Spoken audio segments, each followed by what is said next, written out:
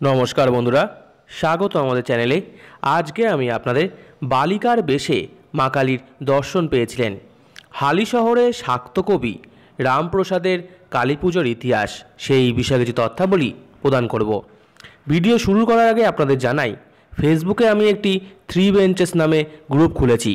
আপনারা যদি জয়েন করতে চান, আমি আমার ভিডিওর ডেসক্রিপশনে তার লিঙ্কটা পাঠিয়ে দেবো। সময়টা সপ্তদশ শতক।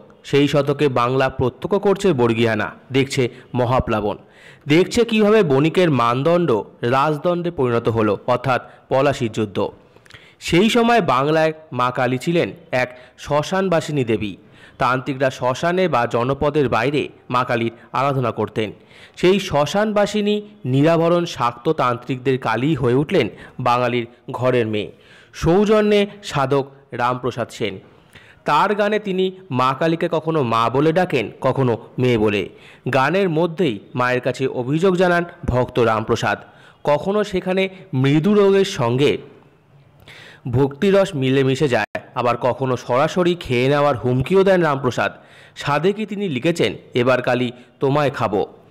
সেই সময় তান্ত্রিক কাপালিকদের তন্ত্র সাধনা থেকে সাধারণত দূরেই থাকত তৎকালীন বঙ্গ সমাজ। ফলত মা কালীও সাধারণ বঙ্গীয় সমাজের অঙ্গ ছিল না। এই বেড়াটাই ভেঙে দিলেন রামপ্রসাদ। কালীকে নিয়ে তার একের পর এক প্রসাদী গান ছড়াতে লাগলো লোকমুখে। আনুমানিক 1723 সালে 24 পরগনা কুমারহট্ট, পরবর্তীকালে যার নাম হয়েছে হালি শহর, তার জন্ম হয়েছিল।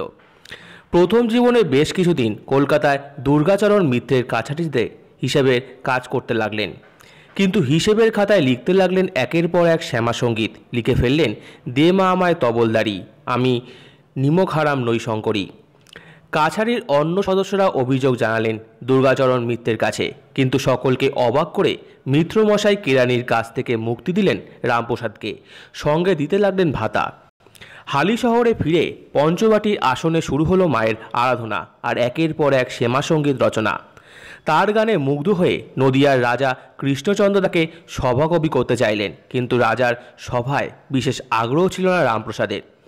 রাজা কৃষ্ণচন্দ্র সেই সময় রামপ্রসাদকে 51 বিঘে নিষ্কর জমি প্রদান করলেন। পরবর্তীকালে রামপ্রসাদ তার বিদ্যাসুন্দর কাব্য উৎসর্গ করলেন নদিয়ার মহারাজাকে।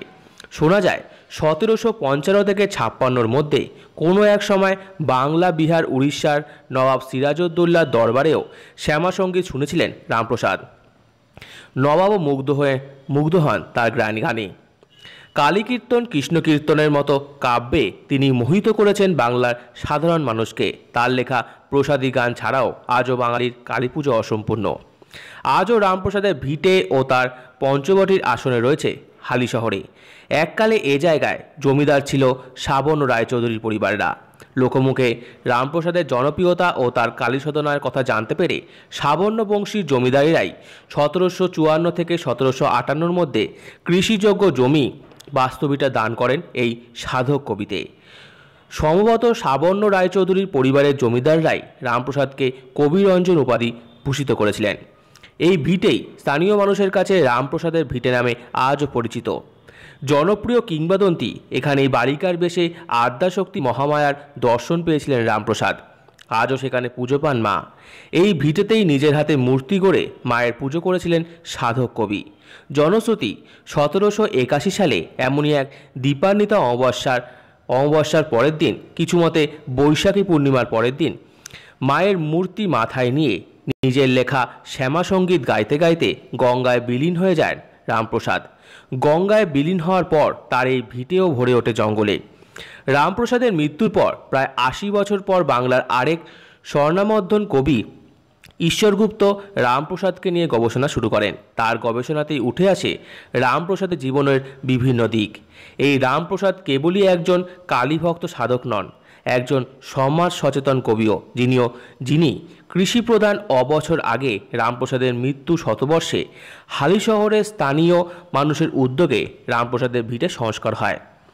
তারও প্রায় 60-70 বছর পর এখানে প্রতিষ্ঠিত হয় মায়ের মূর্তি।